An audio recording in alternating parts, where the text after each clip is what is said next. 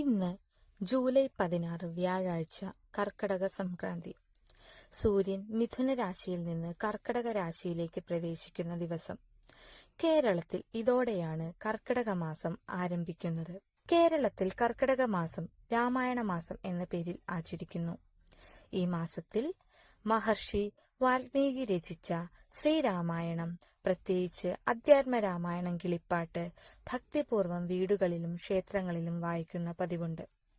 ശ്രീരാമന്റെ ധർമ്മം, സത്യം, ഭക്തി, കുടുംബമൂല്യങ്ങൾ എന്നിവ ജീവിതത്തിൽ പകർത്താൻ സഹായിക്കുന്ന മാസമായാണ് ഇത് കണക്കാക്കപ്പെടുന്നത്. ഈ ഒരു മാസത്തിന്റെ പ്രാധാന്യം എന്തെന്നാൽ ശ്രീരാമനോടുള്ള ഭക്തി വർദ്ധിപ്പിക്കുന്നു, കുടുംബത്തിൽ ഐക്യവും സമാധാനവും ഉണ്ടാകുന്നു, മാനസിക ശാന്തിയും ആത്മീയ ഉണർവും ലഭിക്കുന്നു, ദുഃഖങ്ങളും പ്രതിസന്ധികളും മറികടക്കാൻ ആത്മവിശ്വാസം നൽകുന്നു. രാമായണ മാസം തുടങ്ങുന്നതിനു മുമ്പ് ശ്രദ്ധിക്കേണ്ട കാര്യങ്ങൾ എന്തെല്ലാമെന്നാൽ: വീടും പൂജാമുറിയും വൃത്തിയാക്കുക, രാമായണ ഗ്രന്ഥം ഒരുക്കുക, നിത്യവും ദീപം തെളിയിക്കുക, സാത്വിക അന്തരീക്ഷം നിലനിർത്തുക. കർക്കിടക മാസത്തിൽ രാമായണം പാരായണം ചെയ്യാൻ സാധിക്കാത്തവർക്ക് രാമായണം പാരായണം ചെയ്ത പുണ്യം ലഭിക്കുവാൻ ഈ ലളിതമായ കാര്യങ്ങൾ ചെയ്യാവുന്നതാണ്. ക്ഷേത്രത്തിലോ മൊബൈലിലോ ടിവിയിലോ മറ്റുള്ളവർ രാമായണം വായിക്കുന്നത് ഭക്തിയോടെ കേൾക്കുക. ദിവസവും രാവിലെയും വൈകുന്നേരവും ഏക ശ്ലോക രാമായണം ജപിക്കുക. പൂർവം രാമ തപോവനാധിഗമനം, ഹത്വാ മൃഗം കാഞ്ചനം, വൈദേഹീഹരണം, ജടായുമരണം, സുഗ്രീവ സംഭാഷണം, ബാലീ നിഗ്രഹണം, സമുദ്രതരണം, ലങ്കാപുരീദാഹനം, പശ്ചാത് രാവണ കുംഭകർണ ഹനനം, ഏതന്തി രാമായണം. ഇതാണ് ഏക ശ്ലോക രാമായണം. രാമൻ വനവാസത്തിന് പോയത്, മായാമാനിനെ വധിച്ചത്, സീതാദേവിയെ രാവണൻ അപഹരിച്ചത്, ജടായുവിന്റെ മരണം, സുഗ്രീവനുമായുള്ള സൗഹൃദം, ബാലീവധം, സമുദ്രം കടന്നത്, ലങ്ക ദഹിപ്പിച്ചത്, രാവണനെയും കുംഭകർണനെയും വധിച്ചത്, ഇവയെല്ലാം ചേർന്നതാണ് രാമായണം.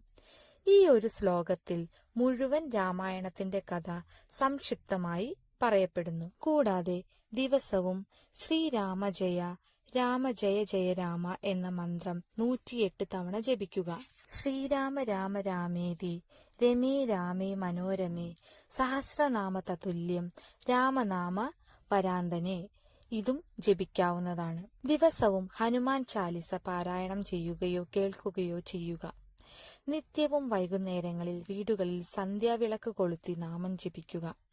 രാമായണം മുഴുവൻ വായിക്കുവാൻ സാധിക്കാത്തവർ രാമായണത്തിലെ പ്രധാന ഭാഗങ്ങൾ, ഉദാഹരണത്തിന് സുന്ദരകാന്ഡം മാത്രം വായിക്കുക. കർക്കടക മാസത്തിൽ മറ്റുള്ളവർക്ക് അന്നമോ വസ്ത്രമോ ദാനം ചെയ്യുന്നത് വലിയ പുണ്യമാണ്. ഇത് കൂടാതെ നാലമ്പല ദർശനം നടത്തുവാൻ സാധിക്കുന്നവർ അത് ചെയ്യുക. ഒരു തവണ നാലമ്പല ദർശനം നടത്തുന്നത് സമ്പൂർണ്ണ രാമായണം പാരായണം ചെയ്ത ഫലം നൽകും. കർക്കിടക മാസത്തിൽ ശ്രീരാമൻ, ഭരതൻ, ലക്ഷ്മണൻ, ശത്രുഘ്നൻ എന്നീ 4 സഹോദരന്മാരുടെ ക്ഷേത്രങ്ങളിൽ ഒരേ ദിവസം നടത്തുന്ന പുണ്യ തീർത്ഥാടനമാണ് നാലമ്പല ദർശനം.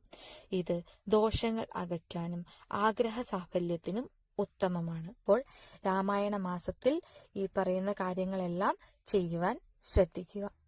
വീഡിയോ ഇഷ്ടപ്പെട്ടെങ്കിൽ വീഡിയോ ലൈക്ക് ചെയ്ത് ഹരേ രാമ എന്ന് കമന്റ് രേഖപ്പെടുത്തുക.